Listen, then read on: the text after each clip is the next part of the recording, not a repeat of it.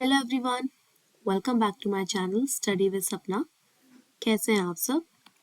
I hope आप सब बहुत अच्छे हैं और अच्छी तरीके से अपनी एग्जाम्स की तैयारी कर रहे हैं। स्टूडेंट्स, हमने प्रीवियस लेक्चर में बेसिक्स ऑफ अकाउंटेंसी का पार्ट फर्स्ट किया था, जिसमें हमने कुछ एमसीक्यूज डिस्कस किए थे। जैसे कि आप जानते हैं, यूपीपीसीएल असिस्टेंट अकाउंटेंट की सीरीज हमने स्टार्ट करी है, जिसमें हम एमसीक्यूज डिस्कस कर रहे हैं।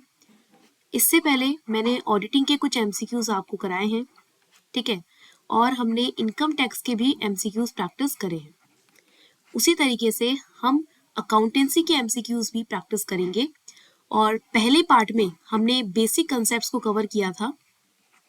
आज भी कुछ बेसिक कंसेप्ट्स में लेकर आई हूँ अकाउंटेंसी के, और उसी को लेकर हम डिस्कशन करेंगे। अगर आपने प्रीवियस लेक्चर्स नहीं देखे हैं तो डिस्क्रिप्शन बॉक्स में आपको लिंक मिल जाएगा, उन सभी लेक्चर्स को आप देख सकते हैं और अपनी प्रिपरेशन कर सकते हैं। साथ ही साथ आपको डिटेल्ड प्लेलिस्ट मिल जाएगी मेरे चैनल पर, ठीक है, जिसमें मैंने आपको डिटेल में तीनों यूनिट्स को कवर कराया हुआ है, चाहे वो आपकी इनकम टैक्स है, चाहे ऑडिटिंग है या फिर अकाउंटेंसी है। तीनों को ही मैं डिटेल में करा चुकी हूँ, उसका भी लिंक आपको डिस्क्रिप्शन बॉक्स में मिल जाएगा। और अगर आप पीडीएफ चाहते हैं तो पीडीएफ मैंने अपने टेलीग्राम चैनल स्टडी विद सपना नाम से ही मेरा टेलीग्राम चैनल है, उस पर मैंने अपलोड करी है। उसका भी लिंक आपको डिस्क्रिप्शन बॉक्स में मिल जाएगा, ज्वाइन कर लीजिए। वहां पर फ्री में आपको पीडीएफ मिलती है और नोटिफिकेशन मिल जाता है वीडियोस का, ठीक है। और साथ ही साथ आप चैनल को जरूर सब्सक्राइब कर दीजिए अगर आपको ऐसे ही वीडियोस चाहिए, अपनी प्रिपरेशन आप ऐसे ही कंटिन्यू रखना चाहते हैं, क्योंकि कंटिन्यूस वीडियोस मैं आपके लिए लेकर आऊंगी। तो प्लीज मेक श्योर कि आप चैनल को सब्सक्राइब करें, वीडियोस को लाइक करें और अपने फ्रेंड्स के साथ शेयर करना ना भूलें, ठीक है। तो चलिए स्टार्ट करते हैं। आज हमारा सेकंड पार्ट है basics of accountancy. Question number 1, accountancy provides data और इंफॉर्मेशन ऑन। जो अकाउंटेंसी होती है, ठीक है, या फिर जो हम अकाउंटिंग करते हैं, अकाउंटिंग क्या एक प्रोसेस है ना, एक प्रोसेस है जिसमें आप क्या करते हैं, अपने मॉनेटरी ट्रांजैक्शंस को रिकॉर्ड करते हैं, ठीक है। मतलब रिकॉर्डिंग से स्टार्ट होती है प्रोसेस और खत्म कहाँ पे होती है, जब आप उस प्रोसेस के थ्रू अपना फाइनेंशियल स्टेटमेंट बना चुके हैं और आप उसे क्या कर रहे हैं, अपने यूजर्स को कम्युनिकेट कर रहे हैं, ठीक है। सो इस तरीके से काम करता है प्रोसेस। रिकॉर्डिंग से स्टार्ट होता है, कम्युनिकेशन पे एंड होता है। तो यहाँ पे पूछ रहा है कि जो भी डेटा या इंफॉर्मेशन आप प्रोवाइड करते हैं थ्रू अकाउंटिंग, ठीक है, अकाउंट यूज करके आप जो डेटा और इंफॉर्मेशन प्रोवाइड करते हैं वो किसके ऊपर आधारित होता है, क्या प्रदान करता है, क्या क्या देता क्या है आपको वो डेटा। क्या वो डेटा आपकी इनकम एंड कॉस्ट के बारे में बताता है कि मैनेजर्स के लिए क्या इनकम है, क्या कॉस्ट है। क्या वो किसी इंस्टीट्यूशन की फाइनेंशियल कंडीशन बताता है। क्या किसी कंपनी की टैक्स लायबिलिटी बताता है एक पर्टिकुलर ईयर में। बिल्कुल, ये तीनों ही चीजें हमारी फाइनेंशियल स्टेटमेंट्स के रिजल्ट्स हैं, है ना। क्यों बनाते हैं हम फाइनेंशियल स्टेटमेंट्स? इसीलिए ही बनाते हैं कि हमारे लिए जो वो डेटा बिखरा हुआ है उसे समेट कर हम अपने फाइनेंशियल स्टेटमेंट्स में शो करें और अपनी नीड्स के अकॉर्डिंग उस इंफॉर्मेशन को यूज करें, है ना। तो इसीलिए जो करेक्ट आंसर है that would be option number D, ठीक है। ऑप्शन नंबर डी यहाँ पे आपका करेक्ट आंसर हो जाएगा, ऑल ऑफ दी अबव, ठीक है। समझ आया, क्लियर है? ओके, नेक्स्ट क्वेश्चन पे चलते हैं। नेक्स्ट क्वेश्चन क्या है? Question number 2, long term assets without any physical existence but possessing a value are called। आपके एसेट्स, देखो एसेट्स क्या होते हैं? एसेट्स होते हैं आपके रिसोर्सेस, ठीक है, मतलब आपके ओन्ड रिसोर्सेस। जो ओनर है उसके खुद के रिसोर्सेस उसके क्या है? एसेट्स हैं, ठीक है। अब यहाँ पे बोला लॉन्ग टर्म एसेट्स, तो हमें पता है लॉन्ग टर्म एसेट्स मतलब नॉन करेंट एसेट्स, है ना। नॉन करेंट एसेट्स में किसकी बात कर रहा है? ये कह रहा है ऐसे एसेट्स जिनकी कोई फिजिकल एग्जिस्टेंस नहीं है बट उनकी कुछ ना कुछ वैल्यू होती है। जैसे कि एग्जाम्पल मैं अगर बोलूं आपको तो क्या, गुडविल। क्या गुडविल की कोई फिजिकल एग्जिस्टेंस है? कहीं पे रखी हुई देखी है आपने गुडविल? नहीं, बट उसकी कुछ ना कुछ वैल्यू है ना। तो ऐसे गुडविल्स को, मतलब ऐसे एसेट्स को हम क्या कहते हैं, जिन्हें हम फिजिकली एग्जिस्ट देख नहीं सकते, टच नहीं कर सकते, बट उनकी वैल्यू को हम फील कर सकते हैं, है ना, उनकी वैल्यू हम कैलकुलेट कर सकते हैं। That is are intangible assets, ठीक है। क्या कहते हैं ऐसे एसेट्स को? इनटेंजिबल एसेट्स कहते हैं। ओके, समझ आया? नेक्स्ट क्वेश्चन क्या है? नेक्स्ट क्वेश्चन है the assets that can be easily converted into cash with in a short period that is 1 year और लेस। आपने एसेट्स के बारे में जब पढ़ा है आपको पता है दो क्लासिफिकेशन एसेट्स के अंदर होते हैं, एक होता है करंट, एक होता है नॉन करंट। करंट क्लासिफिकेशन जो होता है ये कहता है कि ऐसे एसेट्स जिनको आप इजीली क्या कर सकते हैं, कैश में कन्वर्ट कर सकते हैं विद इन अ ईयर, उन्हें आप करंट एसेट्स कहते हैं। और जिन एसेट्स में टाइम लगता है, जो लॉन्ग टर्म के लिए होते हैं, ठीक है, उन्हें आप कहते हैं नॉन करंट एसेट्स। तो यहाँ पे आपसे पूछा 1 ईयर और लेस, तो कौन सा एसेट होगा, that would be your current assets. ठीक है, समझ आया। बहुत बेसिक क्वेश्चन चल रहे हैं अभी, शुरू के कुछ लेक्चर्स बेसिक रखे हैं मैंने, ताकि पहले आप जो है बेसिक टॉपिक्स को क्लियर कर लें, उसके बाद हम थोड़े हैवी टॉपिक्स पे आएंगे, जो काफी सारे टॉपिक्स आपके सिलेबस में दिए हुए हैं, धीरे धीरे हम उन्हें भी डिस्कस करेंगे। Okay, next question, copyrights, patents and trademarks are examples of. तीनों ही क्या है, सबसे पहले तो देखिए एसेट्स है हमारे, हमें पता है। अब हमें ये फाइंड आउट करना है कि ये किस टाइप के एसेट्स हैं, है ना, कौन सी कैटेगरी में आते हैं। तो हमें पता है दो कैटेगरी है हमारे पास, करंट एंड नॉन करंट। ठीक है, नॉन करंट में भी हमारे पास दो टाइप की कैटेगरी आती है, टेंजिबल, इनटेंजिबल, है ना। तो यहाँ पे आपसे पूछा कि कॉपीराइट्स, पेटेंट्स, ट्रेडमार्क्स, पहली बात तो ये कि ये एसेट्स हैं। Now the second question arises कि किस टाइप की ये एसेट्स है ना। तो ये हमारे ऐसे एसेट्स हैं भाई जिन्हें हम टच नहीं कर सकते। टेंजिबल एसेट्स होते हैं जिन्हें हम टच कर सकते हैं। ठीक है, जैसे कि मैंने आपके सामने कोई मशीनरी रखी है, कोई प्लांट रखा है, कोई बिल्डिंग है, आप उसे टच कर सकते हैं। बट क्या आप गुडविल को टच कर सकते हैं, क्या आप पेटेंट्स को टच कर सकते हैं, क्या आप कॉपीराइट को टच कर सकते हैं, नहीं, है ना। तो ये कैसे एसेट्स हैं, ये आपके इनटेंजिबल एसेट्स हैं। तो यहाँ पे आपसे यही पूछा है कि कॉपीराइट्स, पेटेंट्स, ट्रेडमार्क्स ये किस तरीके के एसेट्स हैं, तो ये आपके इनटेंजिबल एसेट्स हैं। ऑप्शन सी यहाँ पे आपका करेक्ट आंसर होगा। ठीक है, समझ आ रहा है, क्लियर है, बहुत बेसिक कंसेप्ट है। Next question, question number 5, the debt which are to be repaid within a short period. अब देखो, अब लाइबिलिटी की बात आ गई। लाइबिलिटी, ठीक है, मतलब आपके ऊपर अभी एक जिम्मेदारी है, आप लायबल है किसी चीज को, कुछ ओ कर रहे हैं आप, ठीक है, किसी को आपने कुछ पेमेंट करनी है, तो आपके पास एक डेट है जिसे आपको रीपे करना है। आपने किसी से 1 लाख रुपए उधार लिया, अब आपको इसे रीपे करना है, लेकिन उसने कहा है कि भाई हमें बहुत जल्द से जल्द इसका रीपेमेंट चाहिए, मतलब शॉर्ट पीरियड के लिए उसने आपको यहाँ पे क्या दिया है, एक तरह से लोन दिया है, शॉर्ट टर्म लोन इसको मान लीजिए। ठीक है, तो अब ये आपसे पूछ रहा है कि बताइए ये क्या है, क्या ये करंट लायबिलिटी है, क्या ये फिक्स्ड लायबिलिटी है, क्या ये कॉन्टिजेंट लायबिलिटी है, या ऑल ऑफ द अबव। भाई ऑल ऑफ द अबव तो नहीं हो सकता क्योंकि तीनों चीजें अलग है। तो लायबिलिटी भी दो टाइप की है हमारे पास, current, non current. Current liability वो लायबिलिटी होती है जिसे आप क्या करते हैं, जिसे आप 1 साल के अंदर अंदर या उससे कम टाइम में पे कर देते हैं। नॉन करंट जिसमें आप 1 साल से ज्यादा का समय लेते हैं पेमेंट करने के लिए, है ना। और एक और होती है कंटीजेंट लायबिलिटी। अब कंटीजेंट मतलब कंडीशंस बेस्ड, ठीक है, कंडीजेंट मतलब कंडीशंस बेस्ड, कि जब कोई सिचुएशन अराइज होगी तब वो लायबिलिटी हमारे सामने आ जाएगी। तो यहाँ पे शॉर्ट टर्म के लिए आपने लोन लिया था जिसे आपने रीपे करना है, तो ये कैसी लायबिलिटी है आपकी, ये है आपकी करंट लायबिलिटी। ठीक है, समझ आया, बहुत बेसिक क्वेश्चन। चलिए आगे बढ़ते हैं। Question number 6, gross profit. भाई ट्रेडिंग एंड पीएनएल अकाउंट सबने बनाया है, ट्रेडिंग एंड पीएनएल अकाउंट। जब ट्रेडिंग अकाउंट बनता था तो यहाँ पे हम लिखते थे क्या, to opening stock, to purchase, to direct expenses, है ना, टू वेजेस, डायरेक्ट एक्सपेंसेस में आ जाते थे ये। यहाँ पे लिखते थे हम क्या, बाय सेल्स और बाय क्लोजिंग स्टॉक।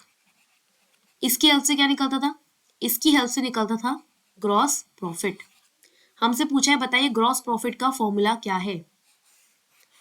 ठीक है, तो ग्रॉस प्रॉफिट का फॉर्मूला देखो, ये वाला जो एरिया होता था ना, इसे हम कहते थे कॉस्ट ऑफ गुड्स सोल्ड।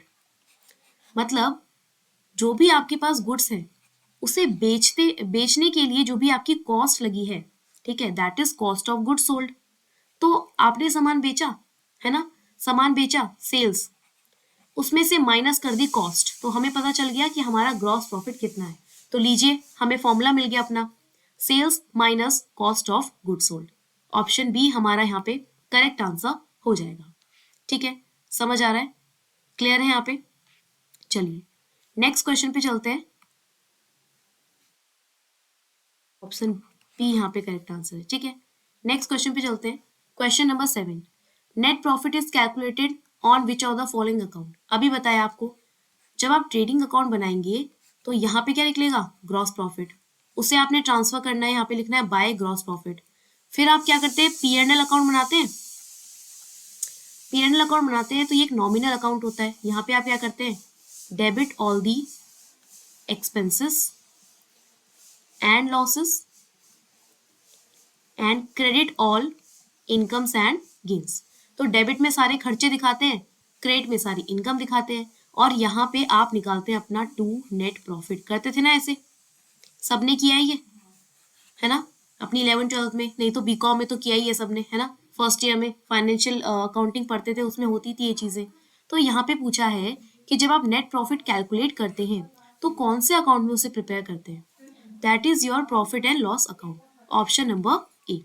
ठीक है, समझ आया, क्लियर? चलिए next question, question number 8, which of these best explains fixed assets.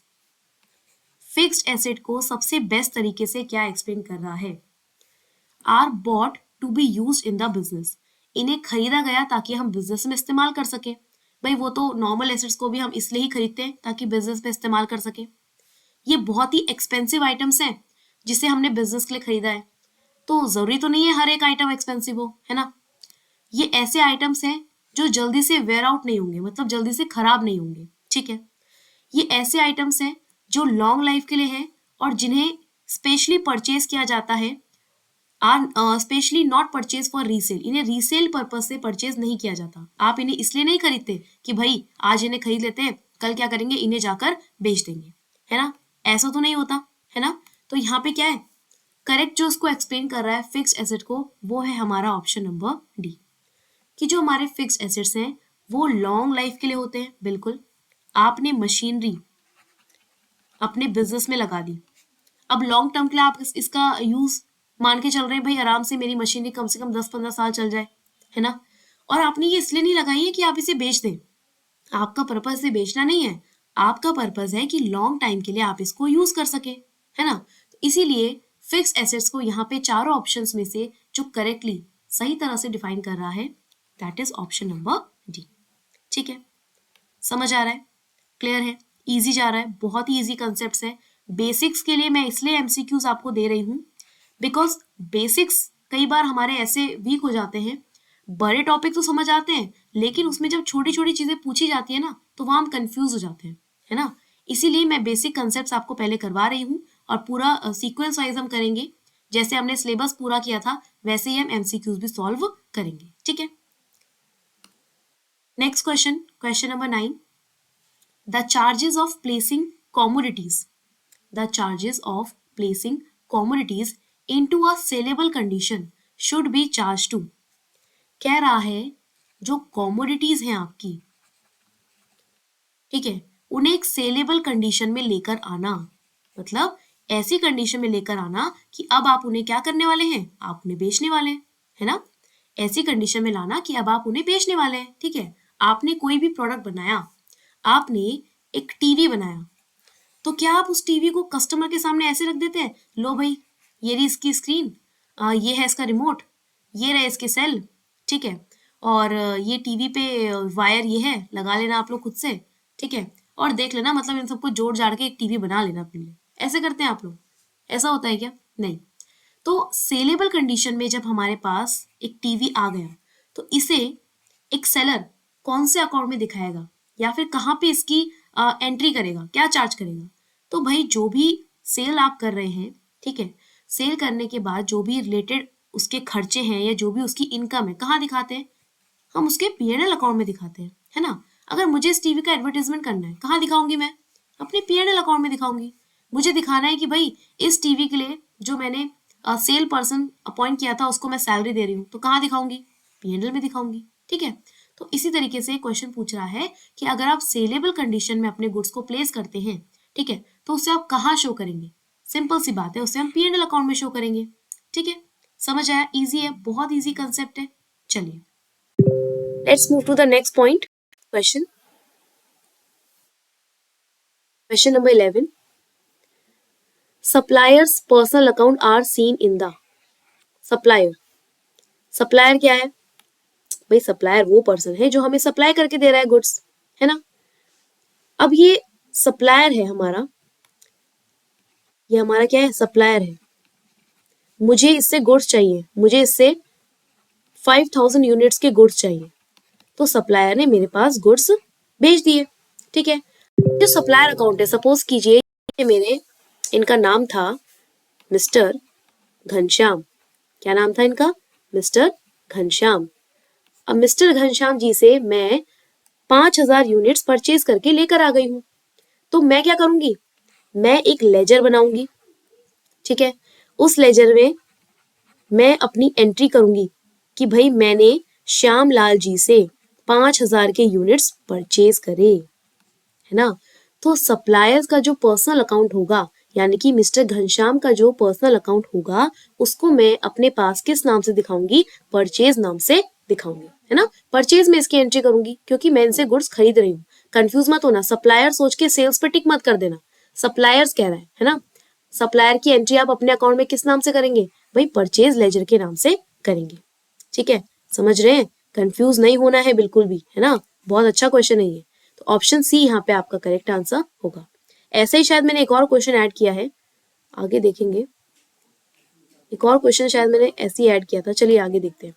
Next question है question number 11, if you want to ensure that your money will be secured if cheques sent are wasted in the post you should.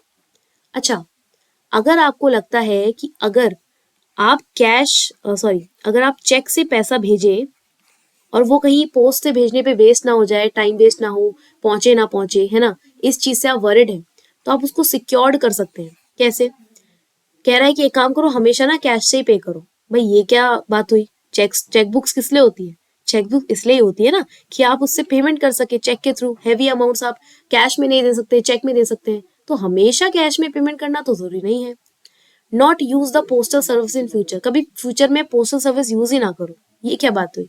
Always get the money in person, भाई personally मिलो उस person से और तभी उससे पैसा लो या उसको पैसा दो, ठीक है। भाई नेगोशिएबल इंस्ट्रूमेंट से ये क्वेश्चन पूछा गया है और यहाँ पर आपको अपने चेक को क्या कर लेना है? क्रॉस कर लेना है। चेक के ऊपर ऐसे होता है ना, क्रॉस कर लेते हैं, लिख देते हैं अकाउंट पेई, ठीक है। नेट नॉट नेगोशिएबल, कहीं और ये किसी और के पास ना जाए, है ना। तो ऑप्शंस पढ़ के अगर हम आंसर करेंगे तो सही जो सेंसिबल आंसर बनता है क्या बनता है? ऑप्शन नंबर बी, ठीक है। Next question, question number 12। Question number 12 क्या कह रहा है? Discount received are. Discount receive क्या होता है? भाई डिस्काउंट के बिना तो काम नहीं चलता। शॉप में गए, हमने बोला भैया गोलगप्पे खाने हैं, है ना, स्टॉल वाले के पास गए कि गोलगप्पे खाने हैं, पूछा रेट तो बोला कि 10 के 3 दूंगा, 10 रुपए के 3 गोलगप्पे दूंगा। अब हम लड़कियां तो मानने वाली है नहीं, है ना, हमें तो इस पे भी डिस्काउंट चाहिए। वैसे तो एक सूखा पूरी मिलता है, लेकिन हम क्या मांग रहे हैं? 2 चाहिए भाई हमें। अब भाई 10 रुपए में डिस्काउंट तुम दे नहीं रहे हो, ठीक है, तो भाई 2 सूखा पूरी दो। कहीं ना कहीं से तो हम लोग एडजस्ट कर ही लेते हैं, इतना टैलेंटेड है हम लोग, है ना, तो ये कर लेते हैं हम लोग। वैसे ही हम जो शॉपकीपर के पास जाते हैं, भैया एक अच्छा सा ड्रेस दिखाओ, दिखाया उसने, ड्रेस का प्राइस था 1200 रुपीज, ठीक है। बार्गेनिंग करने में हम एक्सपर्ट है, हमने लड़ झगड़ के उसके बाल पकड़ लिए, ठीक है, फैल गए वहां पे, जिद कर दी, नहीं हमें ये ड्रेस चाहिए 600 रुपए में, हाफ रेट पे आ गए सीधा। देख रहे हो, मतलब शॉपकीपर भी कह रहा है कि क्या फायदा है दुकान खोलने का जब इनके अकॉर्डिंग मुझे सामान बेचना है, ठीक है। तो यहाँ पे सिंपल सी बात है, आपको डिस्काउंट दे रहा है वो, तो डिस्काउंट रिसीव कर रहे हैं आप। डिस्काउंट रिसीव कब होता है? जब आप परचेज करते हैं या फिर जब सेल करते हैं? बताइए। जब आप गुड्स को परचेज करते हैं या सेल करते हैं? भाई गुड्स को परचेज करते हैं। और डिस्काउंट अलाउड कब होता है? डिस्काउंट अलाउड कब होता है? जब आप सेल करते हैं। मतलब शॉपकीपर यहाँ पे डिस्काउंट अलाउ कर रहा है और यहाँ पे आप डिस्काउंट को रिसीव कर रहे हैं। तो डिस्काउंट रिसीव क्या है? डिस्काउंट रिसीव है buyer of goods, granted discount by seller, जो गुड्स को खरीद रहा है उसे डिस्काउंट दिया जा रहा है सेलर के द्वारा, ये हमारा डिस्काउंट रिसीव है। नेक्स्ट पॉइंट पढ़ो, deducted when we receive cash, जब हम कैश रिसीव करते हैं तो उसे उसमें से पैसा काट लिया जाता है। क्या बात कर रही है ना। Given by us when we sell goods on credit, हमें दिया जाता है डिस्काउंट जब हम उधार पे सामान खरीदते हैं। उधार पे नहीं भाई, कैश में सामान जब होता है ना, खरीदते हैं ना, तब मिलता है हमें डिस्काउंट। ठीक है, तो ये ऑप्शन भी गलत हो गया। करेक्ट आंसर क्या है? Option number A. समझ आया? क्लियर है? चलिए next question, question number 13, sales invoice are first entered in. भाई सेल्स इनवॉइस जो होते हैं, है ना, आपने वाउचर्स पढ़े होंगे, ठीक है, करवाए थे आप लोगों को मैंने। तो जो सेल्स इनवॉइस है इसको सबसे पहले कहाँ एंटर करेंगे? भाई जर्नल एंट्री में एंटर करेंगे, सेल्स के नाम से इसकी एंट्री करेंगे। ठीक है, तो सेल्स जर्नल यहाँ पे करेक्ट आंसर बनेगा, ज्यादा कुछ सोचने की जरूरत नहीं है। इसी तरीके से अगर मैं कहूँ परचेज जर्नल, तो परचेज जर्नल में क्या एंटर करेंगे? भाई परचेज इनवॉइस एंटर करेंगे। इसमें तो कोई कंफ्यूजन की बात ही नहीं है। कैसे क्वेश्चन पूछ रहा है ये, है ना? लग रहे हैं आपको ये ऐसे क्वेश्चन? अगर आपने नहीं पढ़ा होता ना वाउचर का कंसेप्ट, अगर आपने नहीं पढ़ी होती जर्नल एंट्रीज, है ना, तो आप सोचते कि क्या क्या कह रहा है ये, खुद ही कंफ्यूज जाते हैं। आप सोचते क्या डाले इसमें, पेमेंट टू सप्लायर डाले, ट्रेड डिस्काउंट डाले, या डिस्काउंट रिसीव डाले, होता है ऐसा। ठीक है, ठंडियों में जब दिमाग सुन पड़ जाता है तो ऐसी चीजें हो जाती है हमारे साथ, है ना। चलिए चलिए 15 क्वेश्चन पे हम पहुंच गए हैं और ये लास्ट क्वेश्चन है हमारे आज के सेशन का। If a trial balance totals do not agree, trial balance बनाने बैठे आप और ये बनाते बनाते आपसे बिगड़ गया, नाराज हो गया, और यहाँ पे आपका जो बैलेंस है वो मैच नहीं हो रहा है, तो इस केस में आप परेशान हैं। ठीक है, लेकिन इस परेशानी का समाधान भी आपके पास है, क्योंकि आपने ट्रायल बैलेंस पढ़ा है और आपको पता है अगर बैलेंस मैच नहीं करता है तो उसे हम डिफरेंस में सस्पेंस अकाउंट से शो कर देते हैं।